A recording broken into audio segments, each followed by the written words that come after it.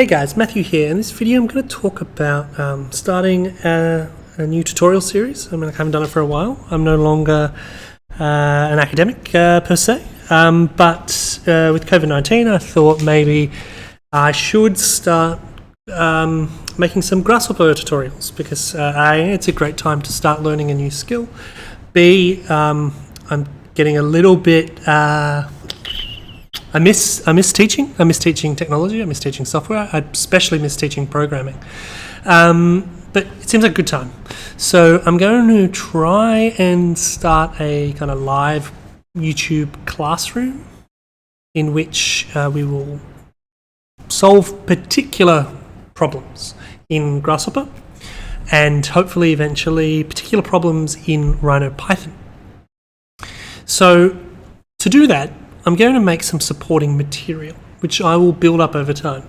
So I'm not sure if you've seen my previous poor quality videos, but I would start at the beginning of the software and just go through it. And that works really well with things like Rhino and things like, say, for example, Adobe, in which you always have a project that you're going to apply to it. Because the things you're learning aren't particularly abstract. You're learning what a line is. You're not really learning what a line is.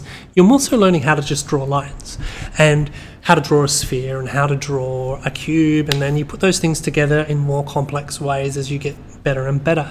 Whereas programming, it's the other questions. What is a line? What makes a line up? How does a line work as a pure mathematical object? And then what can I do knowing that? So the problems are more abstract, but more rewarding in a lot of ways. So what you find is that you get better at programming by solving more and more puzzles around programming. At least that's my particular view on this issue. So I'm a big fan of puzzle-based learning.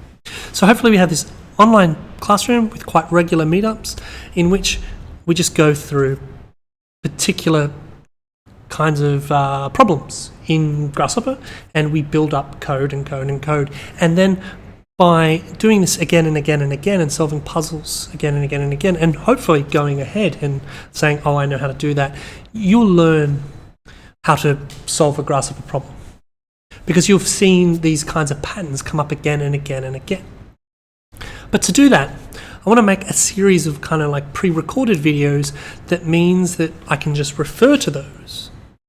How to open Grasshopper, how to put in a component, pretty basic stuff, but also some more complicated stuff that you might need to know, just so it's kind of there in another spot, which is kind of a little bit easier to find, while the puzzles themselves can just be like, okay, cool. So, for example, I don't want to have to explain how a number slider works, or how do you sit there and edit a number slider's parameters every time I make a number slider in Grasshopper. Something that, in a couple of videos, you'll be pretty on top of.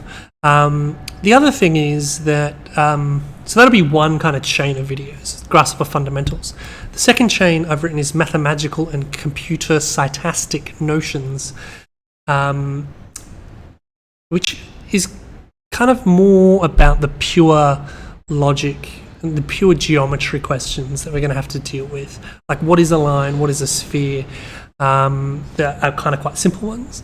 But the difference between a floating point number and a natural number, and the difference between a rational and an irrational, these are kinds of problems that have a highly kind of mathematical kind of ideology to them, and they're kind of worth tackling without Grasshopper involved, because then that becomes a resource that can be also used if you're wanting to learn Python, or you're wanting to learn C#, or you're just wanting to learn mathematics for the sake of it.